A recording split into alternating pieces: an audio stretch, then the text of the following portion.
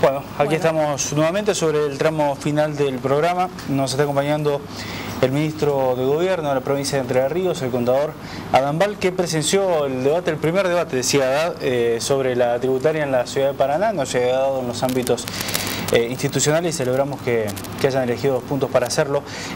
Ministro, gracias por venir. Buenas noches. Buenas noches. Gracias por venir. Hay muchísimos temas para hablar. Podemos hablar de política partidaria, podemos hablar de gestión.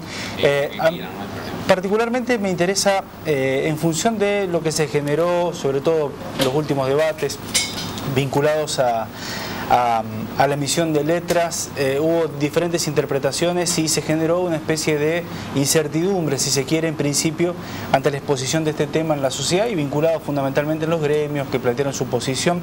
Hoy, digamos, ¿cómo tomaron ustedes esta herramienta y fundamentalmente qué creen que va a significar fundamentalmente con los meses que se vienen?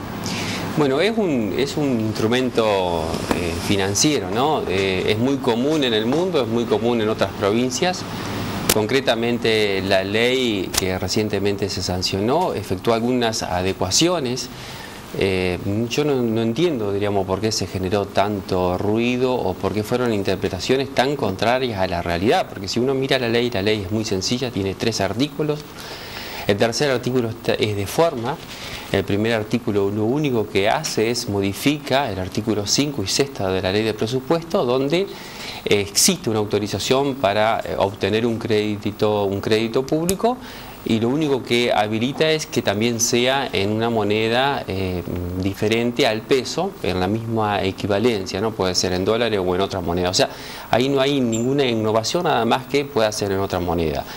Y el artículo segundo lo que establece es una modificación a la ley de administración financiera, donde esta ley de hace muchos años autoriza a los ejecutivos a emitir letras del Tesoro y con un monto determinado que debe estar implícito en la ley de presupuesto. Al no estar este monto determinado de manera implícita, se la pone en esta ley, y concretamente es el 5% de los fondos nacionales y provinciales sin afectación específica deducida de la coparticipación a los municipios.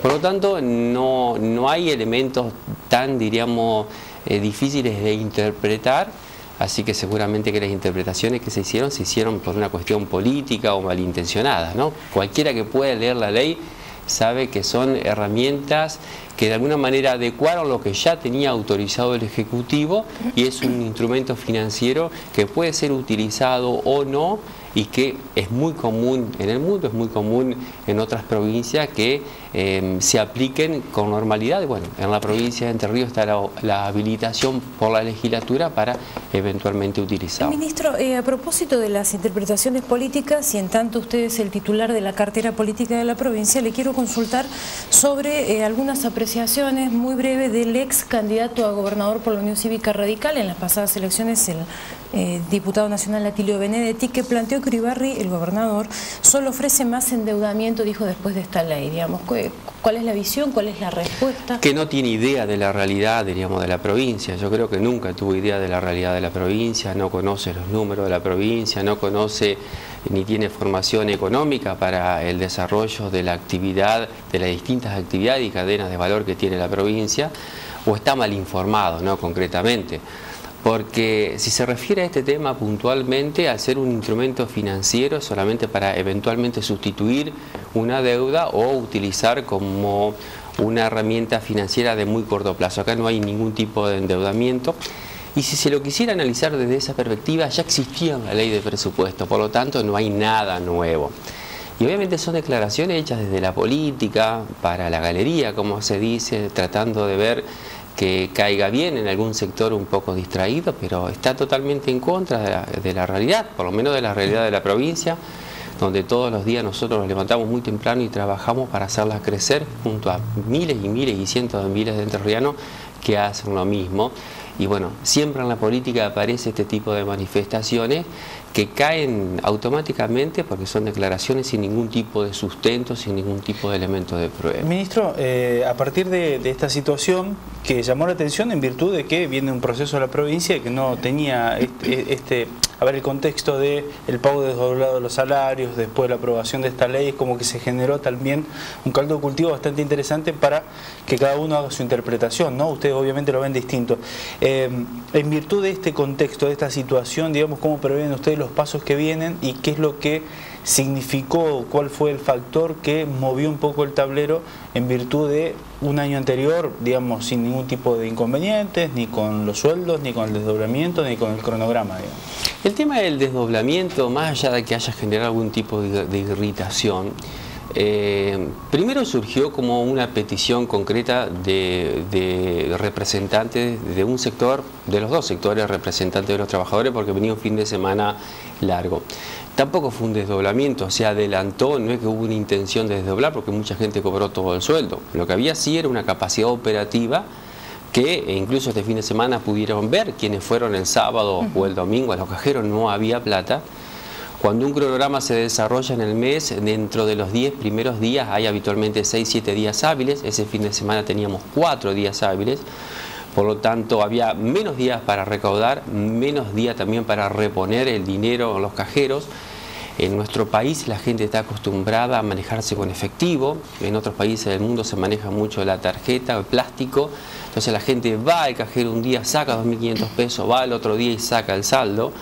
Antes habilitaban 1.000 pesos, ahora habilitan la extracción de 2.500, los cajeros siguen teniendo la misma capacidad física. O sea, son muchas cuestiones operativas que no se iban a poder resolver en 4 días. Entonces se tomó esa decisión, el cronograma se extendió un plazo determinado que era el previsto. En esta oportunidad, en un contexto un poco más, diríamos, regularizado, porque son cíclicos, diríamos, los meses con respecto al ingreso de recursos en nuestra provincia. Nosotros tenemos un presupuesto, pero no todos los meses ingresa la misma cantidad de dinero. Hay determinados baches, hay determinados meses, por eso también son importantes los instrumentos financieros. Bueno, este mes, donde la situación se avisora de otra manera, se ha logrado instrumentar un cronograma de pago mucho más acotado y obviamente esto ha caído muy bien. Pero esto es el administrar el día a día, como hacen todos los que están en su casa viendo el programa, que tienen que administrar. Nosotros como provincia no hacemos política monetaria, no administramos la tasa de interés, ni tenemos influencia sobre el tipo de cambio, administramos ingresos y egresos. Estos ingresos son muy inelásticos fundamentalmente porque están basados en una gran inversión en sueldos. Por lo tanto hay que ser muy pero muy cautelosos, muy pero muy eficientes y sobre todo muy pero muy responsables. Y hay que tomar decisiones para tener todo el acceso posible a instrumentos financieros como el que reciente se aprobó para determinadas contingencias, para superar situaciones de caja transitoria y para tener una armonía en todo el proceso que nos permita crecer con continuidad sin tener ningún tipo de coyuntura como puede eventualmente ocasionarse cuando hay un faltante de efectivo, como a veces sucede en el transcurso del año. Bien, estamos... Sí, pero tenemos una más, le pedimos una más porque es interesante. Recientemente el gobernador de la provincia asumió la conducción del PJ. Así es. Hay algunas manifestaciones, ya se va viendo, el peronismo es así, digamos, de este lado le digo que es muy entretenido. Marcelo Bisoñi, vicepresidente segundo, ha planteado que los que participaron fuera serán bienvenidos. El intendente, el ex intendente de Chajarí actualmente... ¿Puede bajar un poquito la cortina, el director? Un segundo, la última pregunta, un segundito por favor. Ha planteado García en realidad que no hay grises, ha planteado la versión contraria. ¿Cuál es la posición del ministro de Gobierno? No le voy a preguntar la del gobernador porque no quiero que se interprete. Yo integro junto con el gobernador, con Bisoñi y con José Cáceres la conducción del Consejo Provincial. Este tema no se ha discutido, pero tengamos en cuenta que lo que en su momento los distanció a las personas que se fueron del peronismo no fueron cuestiones personales, no hay cuestiones personales que nosotros nos alejaron.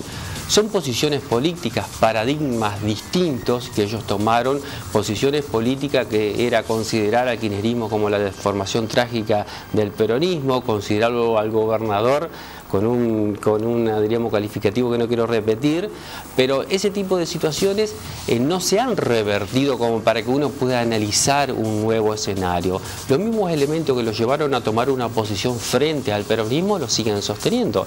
Mientras tanto lo sigan sosteniendo, yo creo que no se puede habilitar a un reanalizar esta situación, porque obviamente ellos tienen su paradigma, ellos tienen su posición y es totalmente contraria a la nuestra.